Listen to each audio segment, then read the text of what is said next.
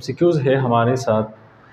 All are the properties of water excluding, तमाम water properties है लेकिन एक के अलावा।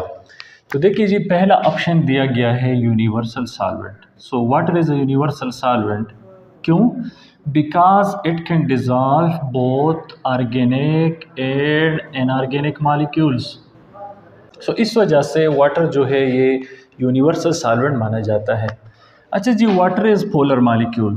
तो ठीक है, water is a polar molecule क्योंकि वाटर का केमिकल फार्मूला है H2O, मतलब ये दो हाइड्रोजन और एक ऑक्सीजन से बना है। और अगर हम इसका स्ट्रक्चरल फार्मूला देखें तो 2 हाइड्रोजन है, एक ऑक्सीजन है। हाइड्रोजन पर पार्शियल पॉजिटिव चार्ज है और इसी तरह ऑक्सीजन जो है it carries partial negative charge. In charges की वजह से वाटर मॉलिक्यूल को जो है ये पोलर माना जाता है। तो इसका मतलब ये हो गया कि भाई हाइड्रोजन बॉन्डिंग भी यहाँ पर है, यूनिवर्सल सॉलिड भी है, पोलर मॉलिक्यूल भी है। ये फोर्थ ऑप्शन जो है ये this is not a water property, this is not a water property क्योंकि जब वाटर फ्रीज हो जाता है तो उसका वॉल्यूम बढ़ जाता है, डेंसिटी इसकी कम हो जाती हैं। जिस तरह आप लोगों को पता होगा कि density is equal to mass per unit volume, तो इन दोनों के दरमियान इनवर्स प्रोपोर्शन है। अगर वॉल्यूम जब ज़्यादा हो जाता है तो डेंसिटी कम हो जाती है। So the fourth one is correct option. The incubation period of syphilis. Syphilis का इंक्यूबेशन पीरियड क्या है? सो भाई व्हाट इज इंक्यूबेशन पीरियड? वो दौरानिया जिसमें किसी पैरासाइट किसी सेल के अंदर जाता है। लेट्स सपोज ये एक सेल है और एक सेल के अंदर वायरस आ जाता है, तो वायरस इब्तिदा में तादाद में बहुत कम होता है, ये अंदर कॉपीज़ बनाता है। तो जब तक इसके सिम्टम्स अपीयर नहीं हो जाते, यानी बुखार नहीं हो जाता, फीवर नहीं आता, इस रिप्लिकेशन, इस इन्फेक्शन से लेकर ये सिम्टम अपीयर होने के दरमियान जो दौरानिया है, जो वक्त है, इसको इंक्यूबेशन पीरियड कहा जाता है। और साइफिलिस जो है this is a sexually transmitted disease, STD, और सेक्सुअली ट्रांसमिटेड इन्फेक्शन, STI। तो साइफिलिस एक बैक्टीरिया की वजह से हो जाती हैं और उस बैक्टीरिया का नाम है Treponema pallidum. So syphilis is a bacterial infection और इसका जो इंक्यूबेशन पीरियड है, so this is actually from 10 to 90 days, लेकिन एवरेज जो है ये 21 डेज़ लिया जाता है। एवरेज इंक्यूबेशन पीरियड इसका 21 डेज़ है। तो 21 days are 3 weeks, so the correct option is from 2 to 3 weeks. Which of the following is true about occurrence of erythroblastosis fetalis? ये 4 केसेस दिए गए हैं कि इसमें कि कौन से केस में, किस केस में एरिथ्रोब्लास्टोसिस फेटालिस हो सकता है। सो एरिथ्रोब्लास्टोसिस फेटालिस को दूसरे अल्फाज में RH फैक्टर इनकम्पैटिबिलिटी भी कहते हैं। This is also known as RH factor incompatibility. RH factor या इसको कहते हैं haemolytic disease of newborn. Incompatibility इसको इसलिए कहा जाता है कि इस यहाँ पर फ्यूजन ऑफ 2 डिफरेंट ब्लड्स, यहाँ पर 2 मुख्तलिफ ब्लड्स का फ्यूजन हो जाता है ऑफ 2 डिफरेंट ब्लड्स, यानी नेगेटिव और पॉजिटिव ब्लड ग्रुप की जो मुख्तलिफ ग्रुप के पॉजिटिव और नेगेटिव के दरमियान एक मिलाप हो जाता है। इस वजह से इसको कहते हैं RH फैक्टर इनकम्पैटिबिलिटी। और हेमोलाइटिक डिजीज इसको इसलिए कहा जाता है कि इसमें जो बेबी की RBCs होते हैं वो RBCs डिस्ट्रॉय हो जाते हैं, उनकी लाइसिस हो जाती हैं, जिसकी वजह से इसको हेमोलाइटिक डिजीज़ ऑफ न्यूबॉर्न कहा जाता है। ठीक है जी, अब पहला केस है when both father and mother are RH positive. Let's suppose this is mother and this is father और दोनों RH पॉजिटिव है, तो भाई इनसे जो बच्चा पैदा होगा he will also be RH positive, क्योंकि RH फैक्टर की सूरत में जो पॉजिटिव जीन है, जो पॉजिटिव ट्रेट है, this is dominant, positive is dominant and RH negative gene is recessive.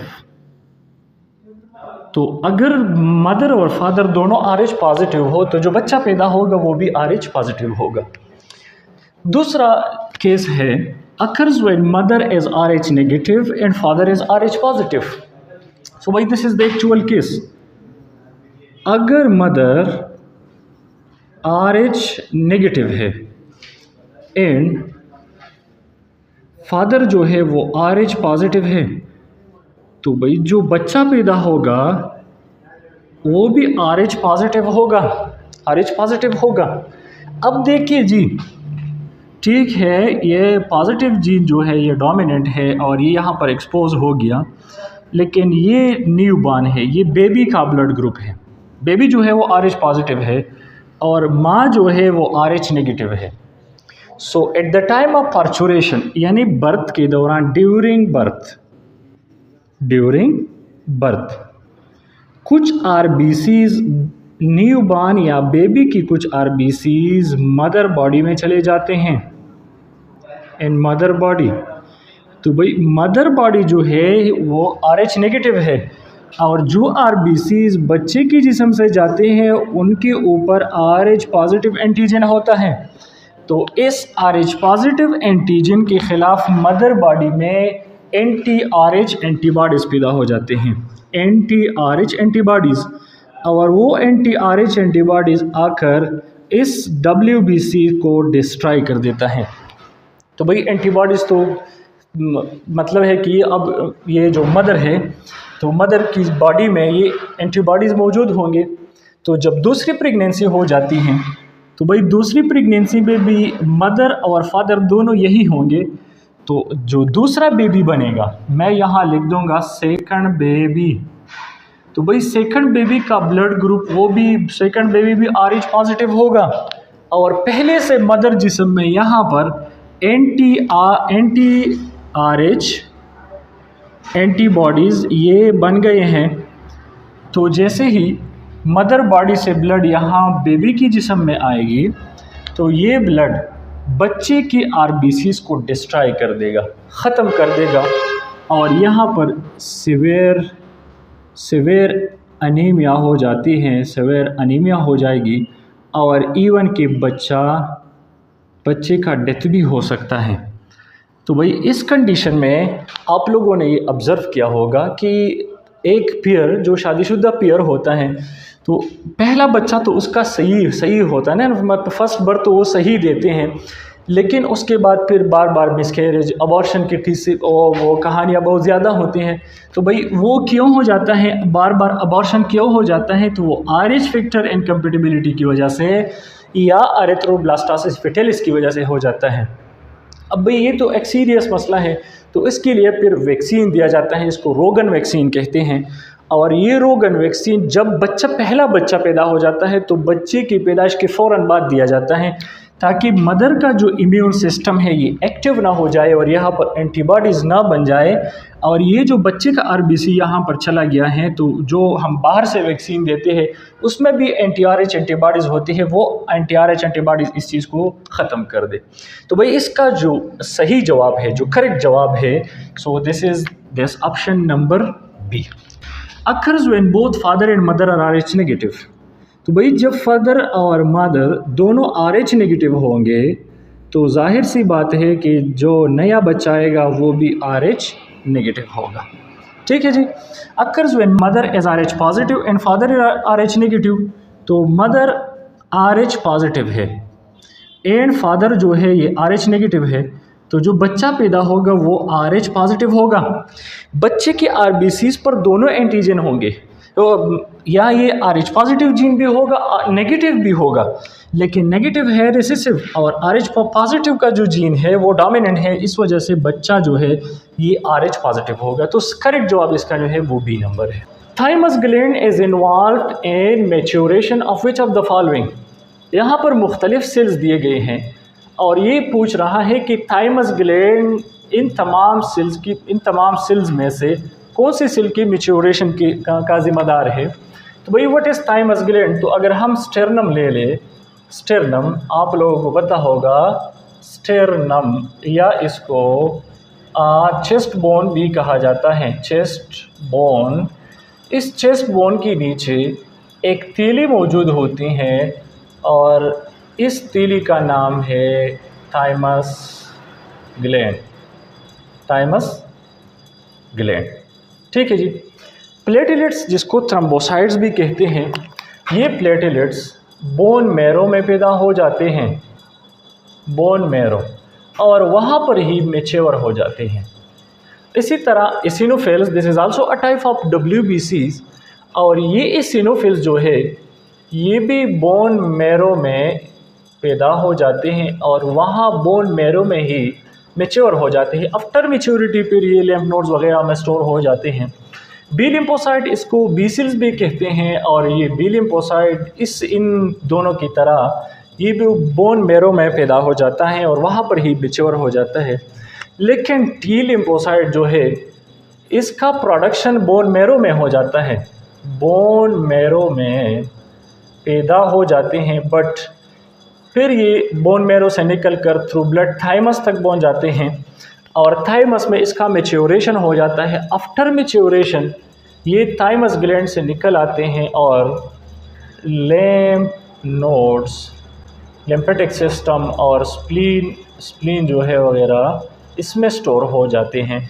तो टी लिम्फोसाइट वो सेल है जिसका मैच्योरेशन थाइमस ग्लैंड में होता है। तो करेक्ट ऑप्शन जो है इसमें वो है T lymphocyte. In breast feeding mother which hormone would be at increase level? Breast feeding mother में कौन से हार्मोन का लेवल ज़्यादा होगा? तो पहला जो दिया है प्रोलैक्टिन। सो प्रोलैक्टिन एक हार्मोन है and it is secreted by anterior pituitary, anterior pituitary gland, और इस प्रोलैक्टिन हार्मोन का फंक्शन है memory gland size increment, memory gland का साइज इंक्रीज करना एंड लैक्टेशन के लिए प्रिपेयर करना and stop menstrual cycle during lactation, lactation के दौरान मेंस्ट्रुअल साइकिल स्टॉपेज में भी मदद देता है। तो मेंस्ट्रुअल्स जो लैक्टेशन के दौरान ये प्रोलैक्टिन हार्मोन ज़्यादा अमाउंट में होते हैं। तो करेक्ट ऑप्शन तो ये है। ठीक है जी। थायरॉक्सिन जो है ये थायरॉक्सिन थायराइड ग्लैंड सिक्रीट करता है and it increase metabolic rate. अल्डोस्टेरोन hormone जो है this is secreted by adrenal gland, और ये सोडियम का लेवल जब लो हो जाता है, blood hyponatraemia, hypotension and hypercalcaemia जब हो जाती है तो ये हार्मोन सिक्रीट हो जाता है। Hyponatraemia mean low level of sodium, hypotension mean low blood pressure and hypercalcaemia mean high level of calcium. सो अल्डोस्टेरोन जो है ये it increases sodium level, increases blood pressure and decreases calcium level of the body. Insulin hormone जो है ये तो मशहूर है, आप सबको पता है कि इंसुलिन हार्मोन पेनक्रियाज में 3-4 किस्म के सेल होते हैं, जिसमें एक सेल है बीटा सेल। ये beta cell it secretes insulin hormone and this insulin hormone decreases blood glucose level and initiate glycogenesis। अच्छा जी, व्हाट इज ग्लाइकोजेनेसिस? तो मसल्स और लीवर में ग्लूकोज जमा होने के अमल को ग्लाइकोजेनेसिस कहा जाता है, या ग्लाइकोजन बनने के अमल को ग्लाइकोजेनेसिस कहा जाता है। ठीक है। Which of the following is rod shape virus? इन चारों में कौन सा रॉड शेप वायरस है? तो पहला जो है बैक्टीरियोफेज। सो बैक्टीरियोफेज है टेट्राहेड्रल शेप, इस तरह इसका शेप है, और this is tetrahedral shape. Hepatitis और हर्पस वायरस जो है these both are spherical in shape. TMV जो है, TMV stands for tobacco mosaic virus, which was the first discovered virus, और this tobacco mosaic virus is rod shape। तो भाई कौन सा वायरस रॉड शेप है? So the fourth one, this is TMV is the correct option. That's all for today.